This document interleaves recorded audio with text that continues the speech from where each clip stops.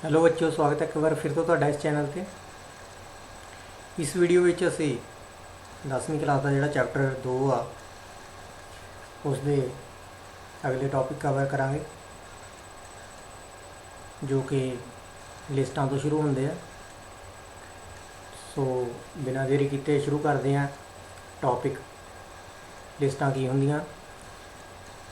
Web तो सूचना प्राप्त करते हुए यूज़र वैबसाइट तो केवल लोड़ींदी जानकारी नूं पढ़ना पसंद करता है, इसलिए लिस्ट कुछ लाइनां के रूप में महत्वपूर्ण जानकारी नूं प्रदर्शित करने में महत्वपूर्ण भूमिका अदा करदियां हैं।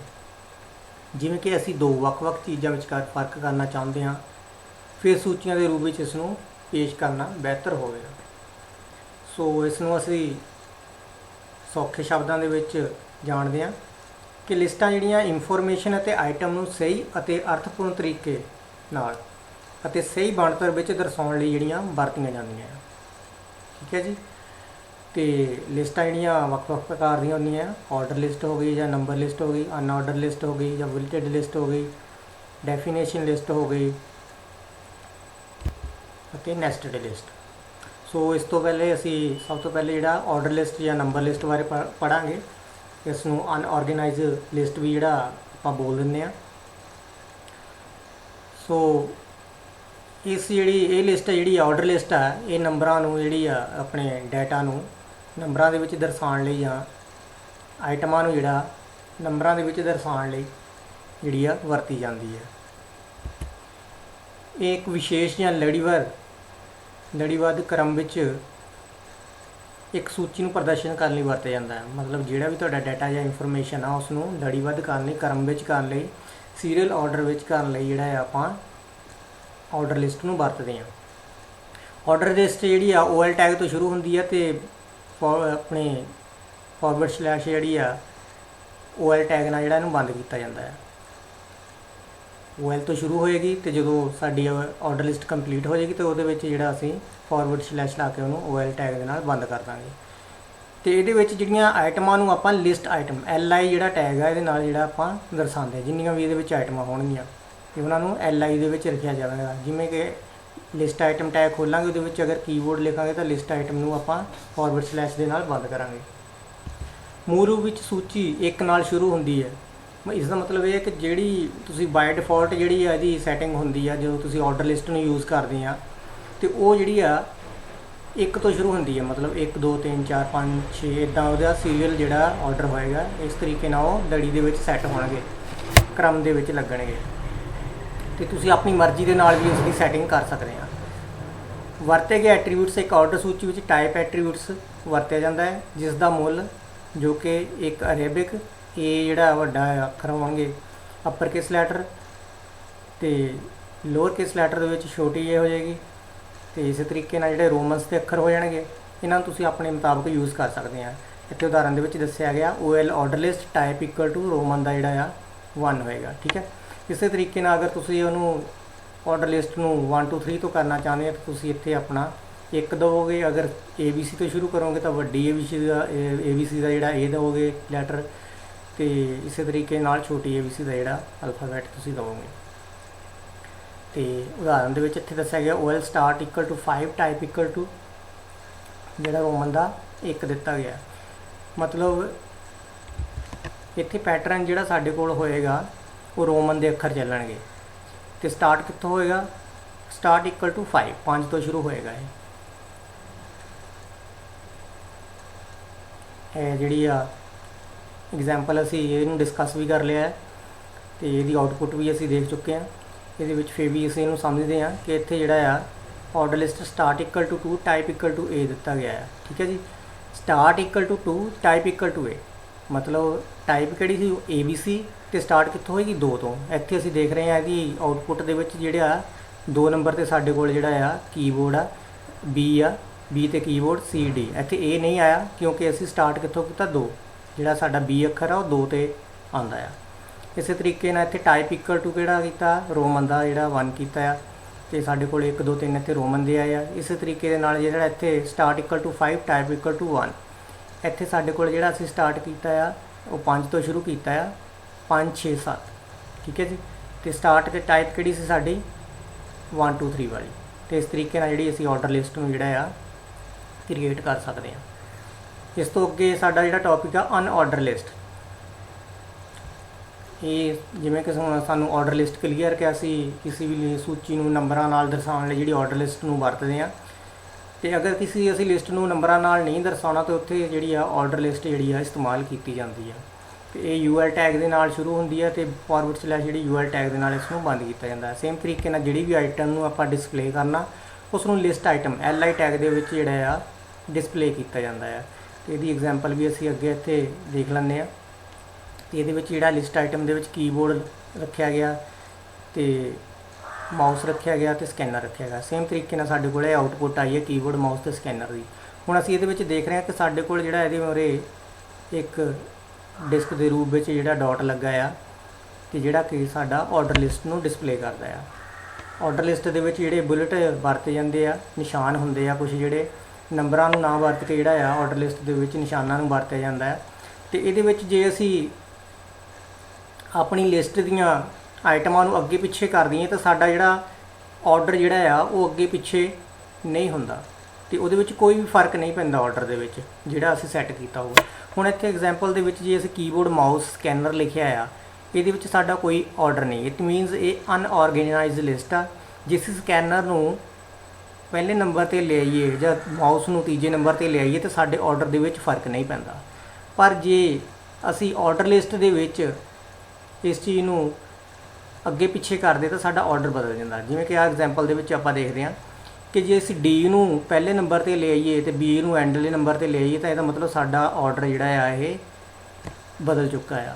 मतलब साडा जिहड़ा सीरीज़ जिहड़ी टुट चुकी आ, जित्थों सानूं पता लग जाएगा कि साडा जिहड़ा आइटमां जिहड़ियां ऑर्डर दे विच नहीं है। सेम इस तरीके नाल जे असीं इन्हां नूं अगे पिछे कर दईए आइटमां नूं तो साडा जिहड़ा ऑर्डर बिगड़ जाएगा।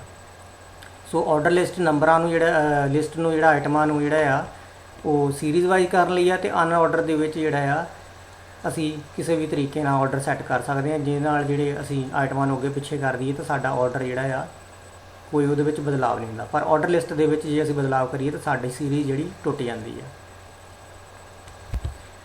ऑर्डर लिस्ट विच बुलेट सूची लई वरतिया जाण वाला डिफॉल्ट ते एट्रीब्यूट डिस्क्लोजर इस्तेमाल कीते आ। जिहड़ी तुसीं जिद्दां उस तरीके नाल आपां ऑर्डर लिस्ट दे विच असीं अगर ऑर्डर लिस्ट OL टैग वरतदे सी तां साडी डिफॉल्ट जिहड़ी सूची कित्थों शुरू हुंदी सी 1 2 3 तो।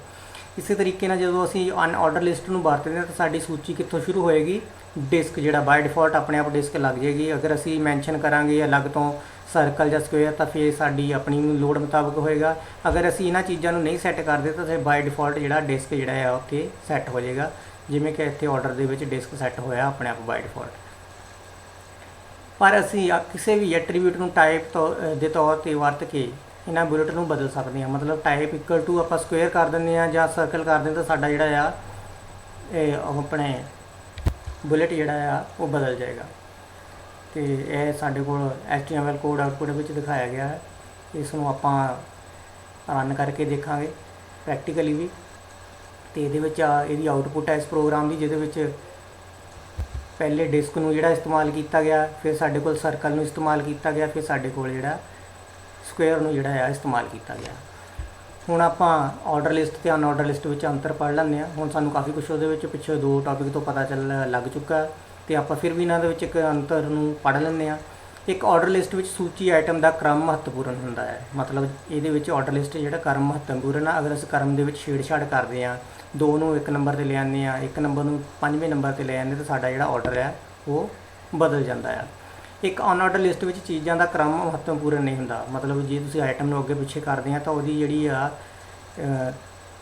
सैटिंग दे विच कोई फर्क नहीं पैंदा है, ਅਤੇ फिर भी सूची नूं कोई फर्क नहीं पैंदा।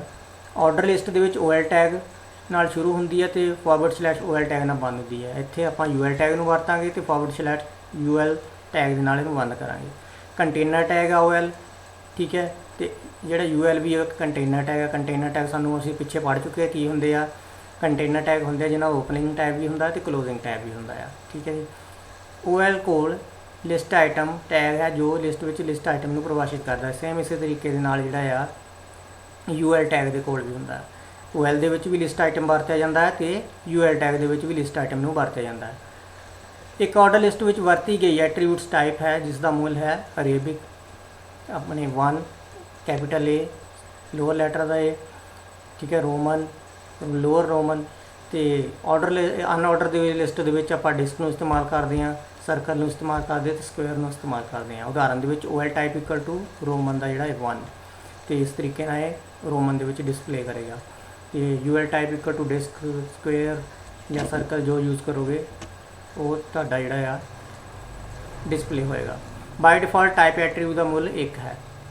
जे जिवें कि पहले भी आप डिस्कस किया, जे असीं कोई टाइप नहीं डिफाइन करते तो वो ऑटोमैटिकली जिहड़ा 1 तो शुरू करेगा। तो इस तरीके नाल जिहड़ा असीं unordered list which type define नहीं करते तो वो जिहड़ा ऑटोमैटिकली डिस्क नूं जिहड़ा कंसीडर करेगा, डिस्क नूं लगा देगा तुहाडी लिस्ट आइटम दे अगे। उस तो अगे साडा टॉपिक है डेफिनेशन लिस्ट। जिवें कि शब्दां तो ही साफ पता लगता डेफिनेशन लिस्ट किसी शब्द की परिभाषा देने लिए डेफिनेशन लिस्ट नूं जिहड़ा वरत्या जाता है। डेफिनेशन लिस्ट विच आम तौर पर ਵੱਖ-ਵੱਖ शब्दों की परिभाषा ਅਤੇ ਉਹਨਾਂ ਦੇ अर्थ शामिल होंगे हैं। ये DL डेफिनेशन लिस्ट नाल शुरू होकर /DL ਦੇ ਨਾਲ खत्म होती है। ये भी एक जिहड़ा कंटेनर टैग है, क्योंकि इसका ओपनिंग टैग भी है तो क्लोजिंग टैग भी है। इसके 2 मुख्य टैग्स होंगे हैं, डेफिनेशन टर्म DT ਅਤੇ डेफिनेशन डिस्क्रिप्शन DD। इन्होंने अगे उदाहरण ही समझा गया, इसकी उदाहरण दी गई है कि किस तरीके नाल तुसीं डेफिनेशन नूं जिहड़ा लिस्ट नूं जिहड़ा वरत सकते हैं। हुण इहदे विच डेफिनेशन DL नाल खुली है, DT डेफिनेशन टर्म किहड़ी है, इत्थे सेंटर लिखिया। अगर तुसीं चाहते कि मैं HTML की परिभाषा देनी तो तुसीं इत्थे HTML भी लिख सकते हैं। तो फिर डेफिनेशन डाटा दे विच तुसीं HTML दसोगे कि HTML की है। HTML के एक जिहड़ी आ टैक्सट बेस भाषा जिसकी वरतों आपां वैब पेज तैयार करने लई वरतते हैं, ठीक है। अंग्रेजी दे विच भी आपां उहनूं ट्रांसलेट करके लिख सकते हैं।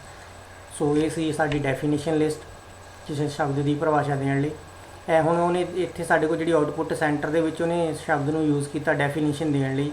ये 2 पॉइंट ऑफ व्यू नाल जिहड़ियां 2 डेफिनेशनां इहदियां बनदियां हैं, इस करके उन्होंने 2 डेफिनेशनां इत्थे जिहड़ियां एक्सप्लेन कीतियां सेंटर दीयां, ठीक है जी।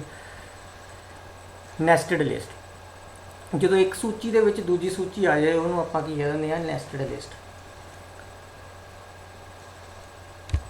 ਜਾਂ फिर जो एक सूची दे विच दूजी सूची नूं खोलिया जांदा आ आपां उहनूं नैसटेड लिस्ट बोल दिंदे आ। इहदे विच एग्जाम्पल दे विच जिहड़ी उदाहरण आ इहनूं आपां प्रैक्टिकली भी करके देखांगे तो इहदी आउटपुट दित्ती गई आ। इस तो पता लगता है कि इहदे विच जिहड़ी नैसटेड लिस्ट नूं इस्तेमाल किया गया। OL इत्थे साडे कोल पहले OL मतलब ऑर्डर लिस्ट खोली आ, उहदे विच आपां लिस्ट आइटम चैप्टर 1 लिया, फिर इहदे अंदर जिहड़ी एक होर OL खोली आपां तो ये साडे कोल नैसटेड हो जाती है। इस तरीके नाल जिहड़ी आ अगे भी 2 लिस्टां खोलियां गई हैं जिहड़ियां नैसटेड लिस्ट दीयां उदाहरण है।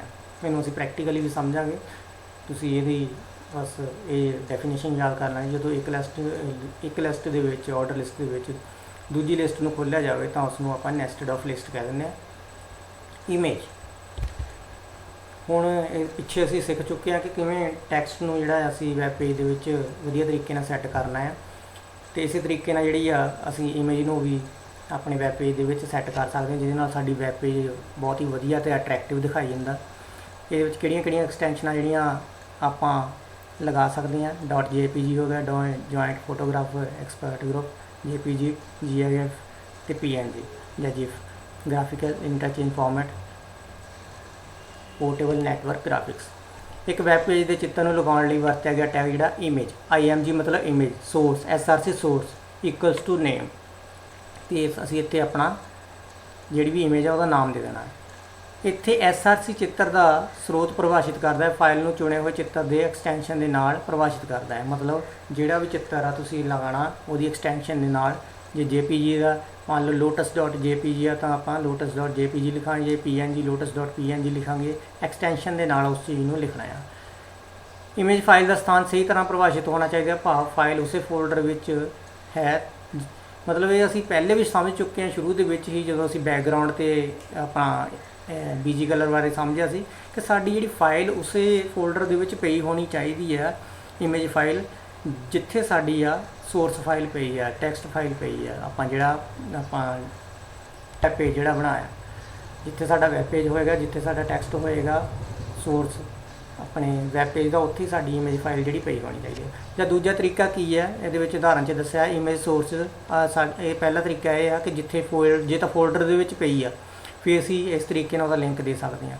ਜੇ ਫੋਲਡਰ 'ਚ ਨਹੀਂ, ਅਸੀਂ ਬਾਹਰੋਂ ਲਿੰਕ ਦੇਣਾ ਕਿਸੇ ਹੋਰ ਜਗ੍ਹਾ ਤੋਂ, ਮਤਲਬ ਉਸੇ ਫੋਲਡਰ 'ਚ ਨਹੀਂ ਆ, ਫਿਰ ਅਸੀਂ ਉਹਦਾ ਪੂਰਾ ਪਾਥ ਡਿਫਾਈਨ ਕਰਾਂਗੇ ਇਮੇਜ ਦਾ। ਜਿਵੇਂ image source equal to C ਦੇ ਵਿੱਚ ਜਿੱਥੇ ਵੀ ਜਾਂ ਪਿਕਚਰ ਦੇ ਵਿੱਚ ਪਈ ਤਾਂ CHTML ਜੋ ਵੀ ਉਹਦਾ ਪਾਥ ਹੋਏਗਾ, ਉਸ ਪਾਥ ਨੂੰ ਆਪਾਂ ਪੂਰਾ ਕਾਪੀ ਕਰਕੇ ਇਸ ਤਰੀਕੇ ਨਾਲ ਲਿਖਾਂਗੇ। ਅਸੀਂ ਇਹ ਪਹਿਲੇ ਕਰ ਚੁੱਕੇ ਹਾਂ ਸ਼ੁਰੂ ਦੇ ਵਿੱਚ ਹੀ। ਆਲਟ, ਜੇ ਅਸੀਂ ਚਾਹੁੰਦੇ ਹਾਂ ਕਿ ਸਾਡੇ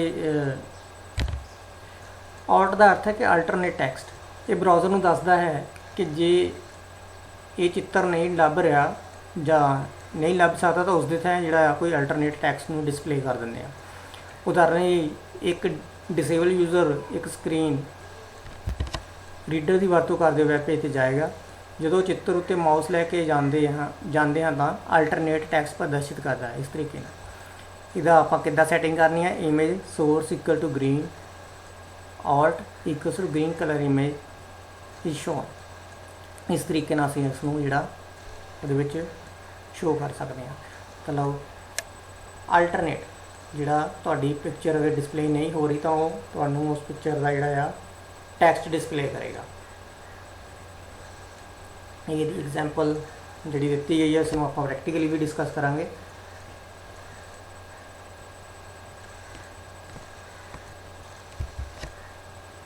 ਵਿਡਥ, ਇਹ ਚਿੱਤਰ ਦੀ ਚੌੜਾਈ ਨੂੰ ਪਿਕਸਲ ਤੇ ਵੈਬ ਬਰਾਊਜ਼ਰ ਵਿੰਡੋ ਦੇ ਅਨੁਪਾਤ ਅਨੁਸਾਰ ਦਰਸਾਉਂਦਾ ਹੈ।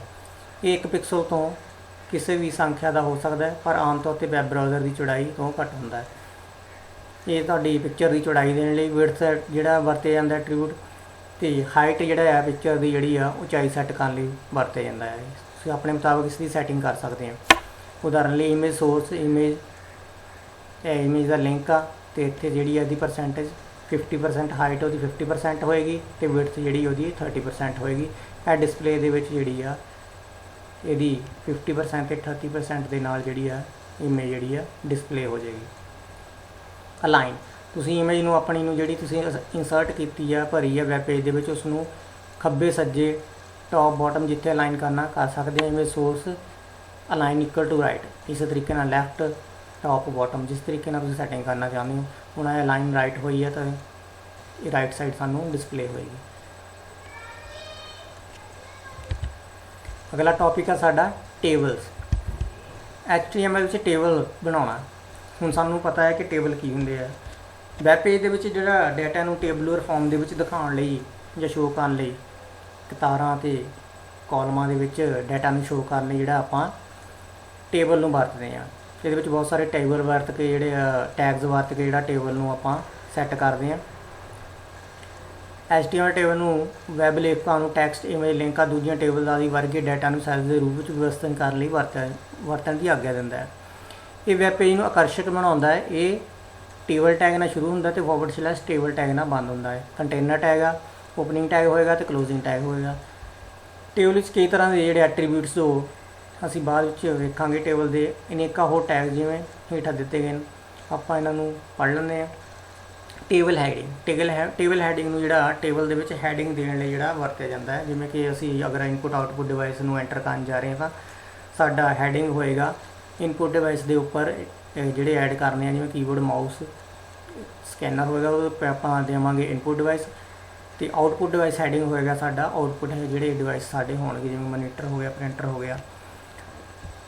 ਅਤੇ ਜਿਹੜਾ ਕੰਟੇਨਰ ਟੈਗ ਹੈ ਵੀ TH ਟੈਗ ਨਾਲ ਜਿਹੜਾ ਸ਼ੁਰੂ ਹੁੰਦਾ ਅਤੇ / TH ਟੈਗ ਨਾਲ ਇਹ ਖਤਮ ਹੁੰਦਾ ਹੈ। ਇਸ ਨੂੰ ਟੇਬਲ ਰੋ ਵਿੱਚ ਪਰਿਭਾਸ਼ਿਤ ਕੀਤਾ ਜਾਂਦਾ ਹੈ।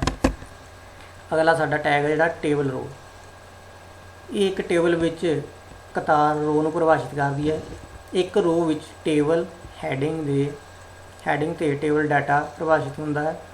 ਟੇਬਲ ਰੋ ਨਾਲ TR ਟੈਗ ਨਾਲ ਜਿਹੜਾ ਸ਼ੁਰੂ ਹੁੰਦਾ ਅਤੇ / TR ਟੈਗ ਨਾਲ ਬੰਦ ਹੁੰਦਾ ਹੈ। ਇਹ ਵੀ ਇੱਕ ਕੰਟੇਨਰ ਟੈਗ ਹੈ। ਟੇਬਲ ਡਾਟਾ ਟੇਬਲ ਵਿੱਚ ਸਟੋਰ ਕੀਤੀ ਜਾਣਕਾਰੀ ਨੂੰ ਪਰਿਭਾਸ਼ਿਤ ਕਰਦਾ ਹੈ। ਇਹ TD ਨਾਲ ਸ਼ੁਰੂ ਹੁੰਦਾ ਅਤੇ / TD ਟੈਗ ਨਾਲ ਜਿਹੜਾ ਬੰਦ ਹੁੰਦਾ ਹੈ। ਇਹ ਵੀ ਇੱਕ ਕੰਟੇਨਰ ਟੈਗ ਹੈ। ਇਹਦੀ ਐਗਜ਼ਾਮਪਲ ਦਿੱਤੀ ਹੈ।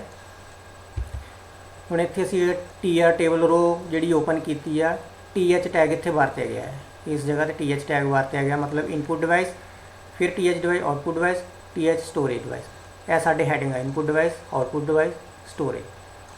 TH टैग इस काम ਲਈ ਵਰਤਿਆ ਜਾਂਦਾ ਤੇ ਅੱਗੇ ਜਿਹੜਾ T ਆਪਾਂ ਰੋ ਖੋਲਣੀ ਇਹਦੇ ਥੱਲੇ ਉਹਦੇ ਵਿੱਚ ਅਸੀਂ TD ਟੈਗ ਵਰਤਿਆ। ਇਹ ਵਾਲਾ TD ਟੈਗ ਵਰਤਿਆ। ਇਹਦਾ ਮਤਲਬ ਆ ਕੀਬੋਰਡ ਮਾਊਸ ਜਿਹੜੇ ਆ monitor printer hard disk compact disk ਜਿਹੜੇ ਸਾਡੇ TD ਟੈਗ ਦੇ ਵਿੱਚ ਲਿਖੇ ਜਾਣਗੇ। ਇਸ ਤਰੀਕੇ ਨਾਲ ਅਸੀਂ ਇਸ ਨੂੰ ਇਸਤੇਮਾਲ ਕਰ ਸਕਦੇ ਹਾਂ।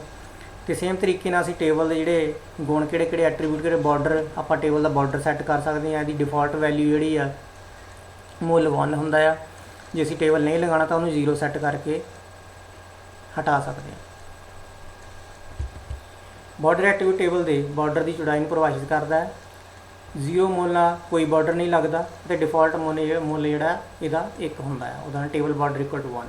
ਅਲਾਈਨ ਐਟਰੀਬਿਊਟ, ਅਲਾਈਨ ਐਟਰੀਬਿਊਟ ਜਿਹੜਾ ਇਹਨੂੰ ਸੇਧ ਵਿੱਚ ਕਰਨ ਲਈ ਵਰਤਿਆ ਜਾਂਦਾ ਹੈ ਕਿ ਕਿਸ ਅਲਾਈਨ ਤੇ ਕਰਨਾ, ਕਿਸ ਲਾਈਨ ਤੇ ਕਰਨਾ, ਲੈਫਟ ਰਾਈਟ ਸੈਂਟਰ, ਜਿੱਥੇ ਵੀ ਤੁਸੀਂ ਸੇਧ ਤੇ ਲਗਾਉਣਾ ਚਾਹੁੰਦੇ ਹੋ ਤੁਸੀਂ ਇਸ ਨੂੰ ਲਗਾ ਸਕਦੇ ਹੋ। Table alignment equal to right, border equal to 1। Alignment ਉਹਦੀ ਸੱਜੇ ਪਾਸੇ ਹੋ ਜਾਏਗੀ ਤੇ ਬਾਰਡਰ ਜਿਹੜਾ 1 ਸੈੱਟ ਹੋ ਜਾਏਗਾ। ਬਾਰਡਰ ਨੂੰ ਆਪਾਂ ਕਲਰ ਵੀ ਦੇ ਸਕਦੇ, ਜਿਸ ਪ੍ਰਕਾਰ ਦਾ ਅਸੀਂ ਕਲਰ ਚਾਹੁੰਦੇ ਹਾਂ ਸੈੱਟ ਕਰ ਸਕਦੇ ਹਾਂ। Table border equal to 2, border colour equal to red. ਲਾਲ ਕਲਰ ਦਾ ਜਿਹੜਾ ਤੁਹਾਡਾ ਬਾਰਡਰ ਲੱਗਾ ਹੋ ਗਿਆ ਉਹਨੂੰ ਰੰਗ ਮਿਲ ਜਾਏਗਾ। ਵਿਡਥ ਟੇਬਲ ਦੀ ਚੌੜਾਈ ਨੂੰ ਪਰਿਭਾਸ਼ਿਤ ਕਰਦਾ ਹੈ।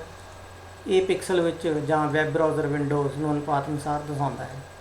Table width 35%। इसी तरीके it defines the 35% space of the web browser। 35% ਜਿਹੜੀ ਉਹਦੀ ਸਪੇਸ ਜਿਹੜੀ ਵੈਬ ਬਰਾਊਜ਼ਰ ਤੇ ਲਏਗਾ। Table width 500। ਇਹ ਬਰਾਊਜ਼ਰ ਦੀ 500 ਪਿਕਸਲ ਸਪੇਸ ਨੂੰ ਪਰਿਭਾਸ਼ਿਤ ਕਰਦਾ ਹੈ। ਆ ਉੱਪਰਲੇ ਸਾਰੇ ਟੈਗਸ ਨੂੰ ਡਾਇਗਰਾਮ ਦੇ ਵਿੱਚ ਦੱਸਿਆ ਗਿਆ ਕਿਸ ਤਰੀਕੇ ਨਾਲ ਮਤਲਬ ਇਹਨਾਂ ਨੂੰ ਲਗਾਉਣਾ ਹੈ। ਇਹਨੂੰ ਆਪਾਂ ਪ੍ਰੈਕਟੀਕਲੀ ਕਰਕੇ ਦੇਖਾਂਗੇ। Table border equal to 2, border colour red, BG colour green ਹੋ ਗਿਆ, ਅਲਾਈਨ ਰਾਈਟ ਹੋ ਗਿਆ, ਵਿਡਥ 50% ਹੋ ਗਈ ਹੈ। ਇਸ ਸੇਮ ਤਰੀਕੇ ਨਾਲ ਇਹਦੇ ਵਿੱਚ ਆਊਟਪੁੱਟ ਆਈ ਹੈ। ਇਹ ਬਾਰਡਰ ਰੈਡ ਲੱਗ ਗਿਆ 2 ਕੀਤਾ ਕਰਕੇ, ਠੀਕ ਹੈ, ਬਾਰਡਰ 2 ਲੱਗਾ ਆ ਤੇ ਗ੍ਰੀਨ ਉਹਦਾ ਬੈਕਗਰਾਊਂਡ ਹੋ ਗਿਆ। ਵਿਡਥ 50% ਹੋ ਗਈ ਆ ਤੇ ਅਲਾਈਨਮੈਂਟ ਇਹਦੀ ਜਿਹੜੀ ਰਾਈਟ ਹੋਏਗੀ। ਅਗਲਾ ਟੌਪਿਕ ਹੈ ਸਾਡਾ ਸੈੱਲ ਸਪੇਸਿੰਗ। ਸੈੱਲ ਸਪੇਸਿੰਗ ਕੀ ਹੁੰਦੀ ਹੈ? ਸੈੱਲਾਂ ਦੇ ਵਿੱਚ ਜਿਹੜੀ ਆ ਟੇਬਲ ਦੇ ਵਿੱਚ ਜਿਹੜੇ ਸੈੱਲ ਬਣਾਏ ਆ ਉਹਨਾਂ ਦੇ ਵਿਚਲੀ ਜਿਹੜੀ ਇੱਕ ਸੈੱਲ ਤੋਂ ਦੂਜੇ ਸੈੱਲ ਦੇ ਵਿਚਕਾਰ ਜਿਹੜੀ ਸਪੇਸਿੰਗ ਆ ਉਸ ਨੂੰ ਆਪਾਂ ਸੈੱਲ ਸਪੇਸਿੰਗ ਕਹਿ ਦਿੰਦੇ ਹਾਂ। ਟੇਬਲ ਵਿੱਚ ਡਾਟਾ ਸੈੱਲ ਦੇ ਵਿਚਕਾਰ ਪਿਕਸਲ ਦੀ ਚੌੜਾਈ ਹੈ। ਇਸ ਦਾ ਡਿਫਾਲਟ ਮੁੱਲ ਜਿਹੜਾ 0 ਹੈ। ਜੇਕਰ ਬਾਰਡਰ 0 ਸੈੱਟ ਹੁੰਦਾ ਤਾਂ ਸੈੱਲ ਸਪੇਸਿੰਗ ਲਾਈਨਾਂ ਨਹੀਂ ਦਿਖਣਗੀਆਂ। ਇਹਦੀ ਉਦਾਹਰਨ ਵੀ ਅੱਗੇ ਦਿੱਤੀ ਹੈ। Table border equal to cell spacing 12। ਅਗਲੇ ਐਗਜ਼ਾਮਪਲ ਦੇ ਵਿੱਚ ਦੇਖ ਲੈਂਦੇ ਆਪਾਂ। ਹੁਣ ਇਹ ਜਿਹੜੀ ਸਾਡੇ ਕੋਲ ਆਊਟਪੁੱਟ ਆਈ ਆ, ਇਹ ਸਾਡਾ ਸਮ ਟੈਕਸਟ, ਇਹ ਸਾਡਾ ਸੈੱਲ 1 ਹੈ, ਇਹ 2 ਹੈ, ਇਹ 3 ਹੈ, 4 ਹੈ।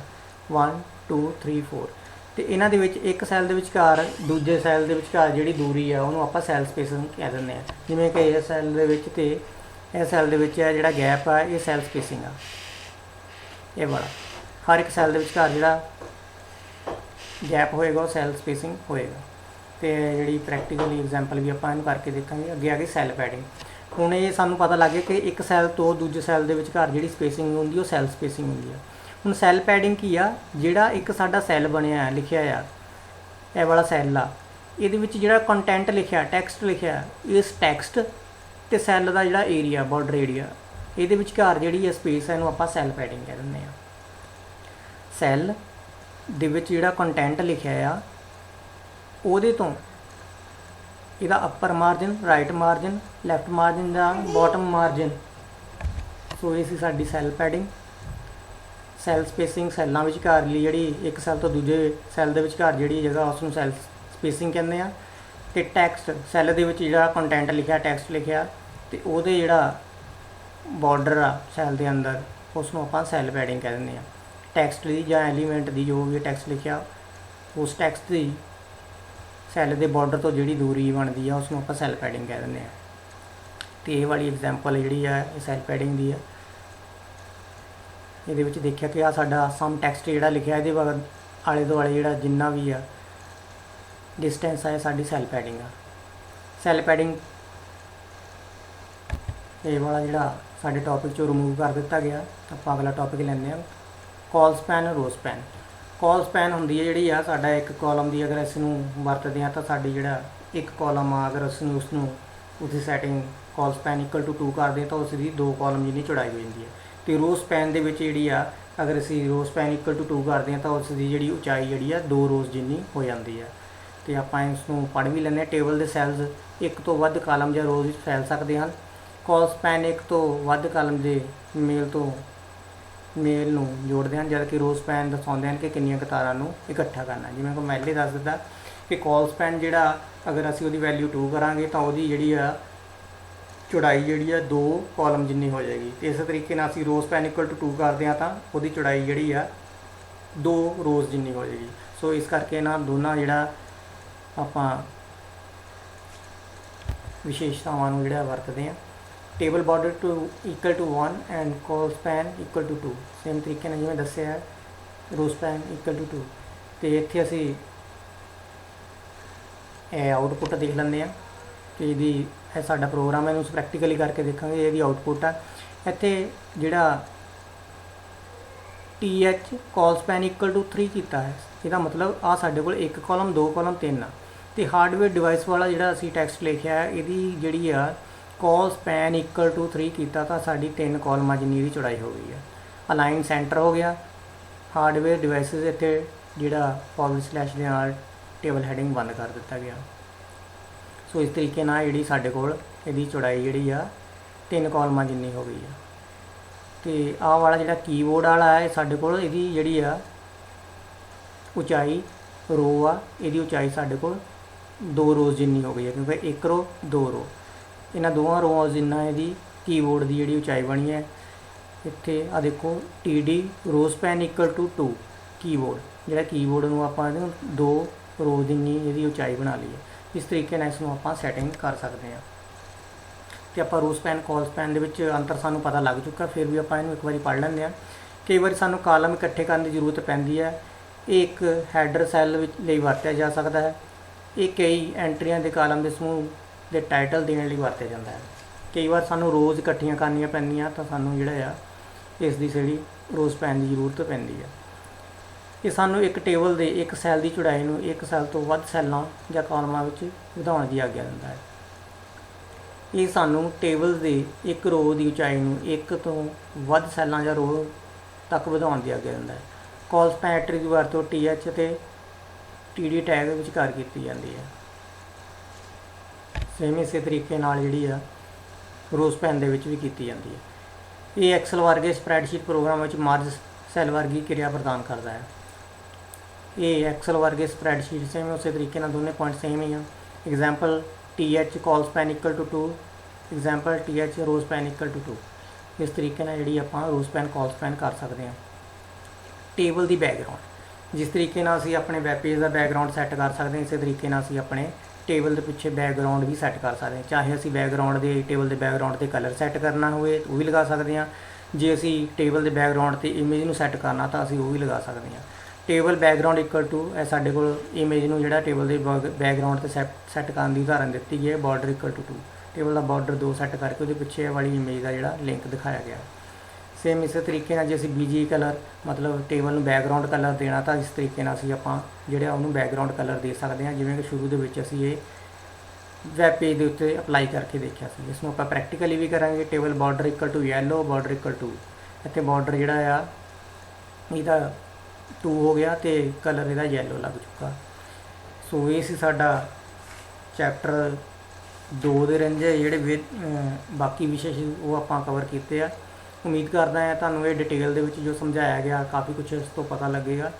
ਤੇ ਅਗਲੀ ਵੀਡੀਓ ਦੇ ਵਿੱਚ ਅਸੀਂ ਚੈਪਟਰ 3 ਨੂੰ ਸ਼ੁਰੂ ਕਰਾਂਗੇ ਤੇ ਇਸ ਚੈਪਟਰ ਨੂੰ ਤੁਸੀਂ ਧਿਆਨ ਨਾਲ ਸਮਝਣਾ। ਅਗਰ ਪਿਛਲਾ ਚੈਪਟਰ ਨਹੀਂ ਦੇਖਿਆ ਤਾਂ ਇਸ ਚੈਪਟਰ ਦਾ ਪਿਛਲਾ ਪਾਰਟ ਜਿਹੜਾ ਉਸ ਨੂੰ ਵੀ ਤੁਸੀਂ ਦੇਖ ਲਓ। ਤੇ ਅਗਲੇ ਚੈਪਟਰ ਦੇ ਵਿੱਚ ਅਸੀਂ ਚੈਪਟਰ 3 ਲੈ ਕੇ ਆਵਾਂਗੇ ਵੀਡੀਓ ਦੇ ਵਿੱਚ। ਤੇ ਵੀਡੀਓ ਨੂੰ ਦੇਖਣ ਲਈ ਤੁਹਾਡਾ ਬਹੁਤ ਬਹੁਤ ਧੰਨਵਾਦ। Thank you for watching the video and stay connected.